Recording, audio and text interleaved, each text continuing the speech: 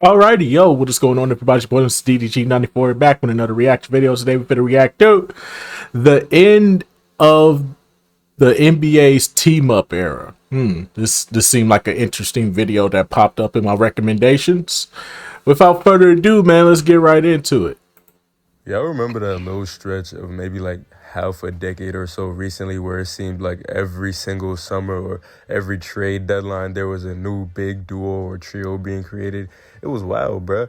I feel like it reached its peak with the Nets trio. I will never forget that era as a Knicks fan because everybody and their mama swore KD and Kyrie was coming to the Knicks. I was refreshing Bleacher Report every fucking day that summer. I swear to God. You had all them wannabe sources talking about it's a done deal just for him to go to the Nets. I was sick as fuck. Of course, looking back, I don't mind that it didn't happen. It turned out to be one of the worst big moves ever. As a matter of fact, a lot of the big moves that were supposed to take the league by storm ended up being disappointments. And I think it says a lot about the whole team up era in the first place. The team up era goes hand in hand with the super team era, but they're not exactly the same in the sense that when I say team up era, I'm being more specific. Let me explain. For me, the super team era started way back in '07 when the Celtics traded for Ray Allen and Kevin Garnett just days apart, and they formed what's been looked at as the first big three of the modern era. A 26 point per game three-point sniper that had made 4 All-Star games in a row, a former MVP in his prime that was also one of the best defensive players in the league, and Boston's 25 point per game star forward. The trio worked out perfectly in their first season and won the finals. They made another one in 2010 and lost to the Lakers, but despite that, they were still overall a success. The Heat were the first ones to hop on the Big Three bandwagon when they famously signed LeBron in 2010 and Chris Bosh in that same summer. They ended up immediately making the finals and ended up winning 2 out of the 4 years they were together. The Lakers tried to join the wave in 2011 with the infamous Chris Paul trade that would have created a Kobe and CP3 duo and then a Big Three with Dwight when he eventually joined. Unfortunately, the trade was vetoed and LA had to settle for a much less exciting Big Four that included a washed Steve Nash to go with Kobe, Dwight, and Gasol, and they only won 45 games while getting swept in the first round by the Spurs.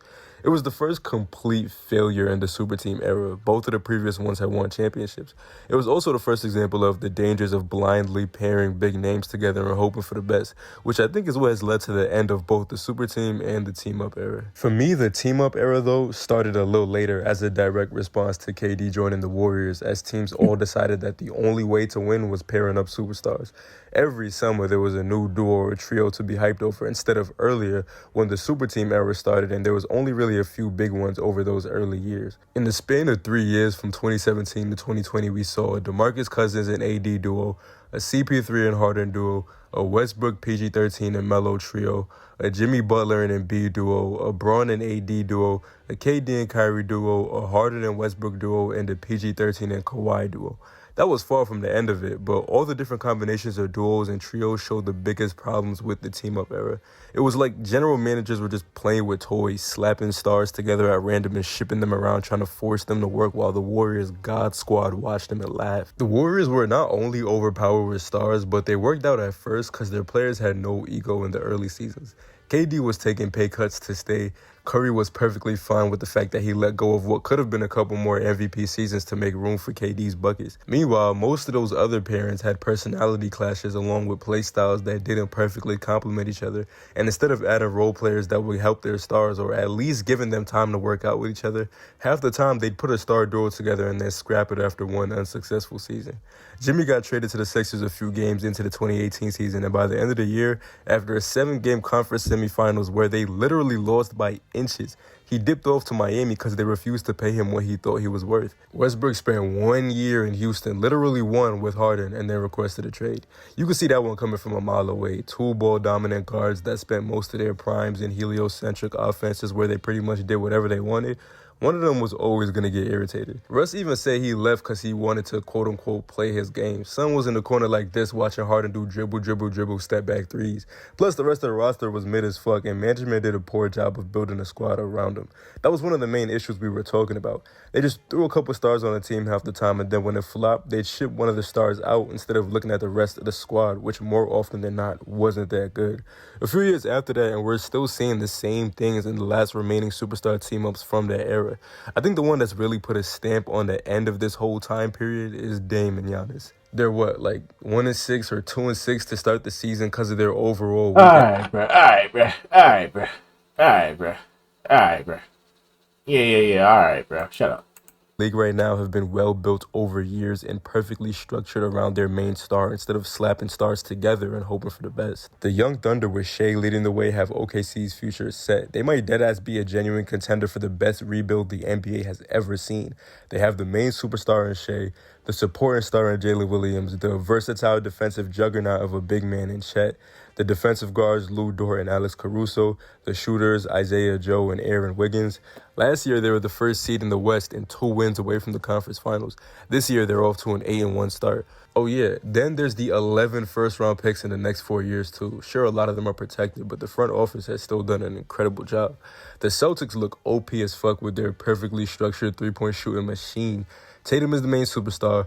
Brown is his supporting superstar. They have their shooters in Pritchard and White, their defensive guard in Holiday, and their reliable big man in Al Horford, who just happens to also be shooting 45% from three. They're 8-2 coming off a championship, and oh yeah, Porzingis hasn't even played a single game yet this season. Fuck Boston. Absolutely sickening. The Cavs have their main star in Mitchell and his supporting star in Garland, 2 defensive towers in Mobley and Jarrett Allen, and the shooter in Karis LeVert.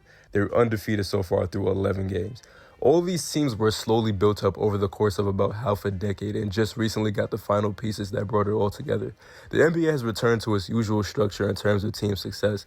The days where teams were trying to force superstars together to speed run their way to a dynasty are over. The Warriors were an anomaly, not just because of how wildly overpowered their starting five was, because it was a rare situation where superstar players put their egos aside long enough to get a great amount of success over a certain period of time. Even then, it only lasted 3 years before falling apart. Ironically, the team that killed that dynasty was the Raptors, a prime example of a perfectly structured team from the top with their superstar Kawhi and all his supporting pieces like Siakam, Lowry, Marc Gasol, Serge Ibaka, Fred VanVleet, and Danny Green. Looking back, the team-up era was honestly a failure for the large majority of it. I feel like, hold on, go back. I feel like they could have worked out if DeMarcus never tore his Achilles, bro. If DeMarcus never tore his Achilles, I think the Pelicans would have been a problem, bro. I think the Pelicans would have been a problem, bro. Real talk. I think this dynamic duo right here would have been a problem. Because this was probably the one time where Anthony Davis actually gave a fuck. Because other times when he was on the Pelicans, he did not give a fuck. But when he had DeMarcus Cousins by his side, he actually gave a fuck. He was playing top tier, bro. Like, real talk, if DeMarcus Cousins never gets injured, bro, I feel like this Pelicans team is OP as fuck. For real, though. Looking back, the team-up era was honestly a failure for the large majority of it. Even after the Warriors originally fell off and the league was open for a while, almost none of the big duos or trios won championships. AD and Braun is literally the only exception. Giannis won a ring with a well-built team that ironically they ruined by sending Drew Holiday away to form an attempted super duo with Dame when Holiday became a key Celtics piece in their championship. Jokic's championship team was perfect by every metric in terms of building to your star player's strengths. The only thing that has the team-up era hanging on by a thread is the Suns being 8-1 with their KD, Booker, and Beal trio they formed before last season. And even that was kind of shaky at first compared to their expectations because damn near everything when you look below the big three on the roster sheet was ass in the beginning. It seemed like teams are finally learning their lessons, and I'm personally glad. Nobody wanted to see another half-decade of superstars spending a year and a half together before falling out because they wanted the ball more. All right, I'm out of here. Knicks and Pacers game. Alrighty, man. Get me the fuck up out of here. Fuck this video, man. Hold on, cuz. Fuck up out of here, cuz. Fuck out of here. Fuck out of here. There will be no buck slender. No buck slender will be tolerated over here. Fuck that shit.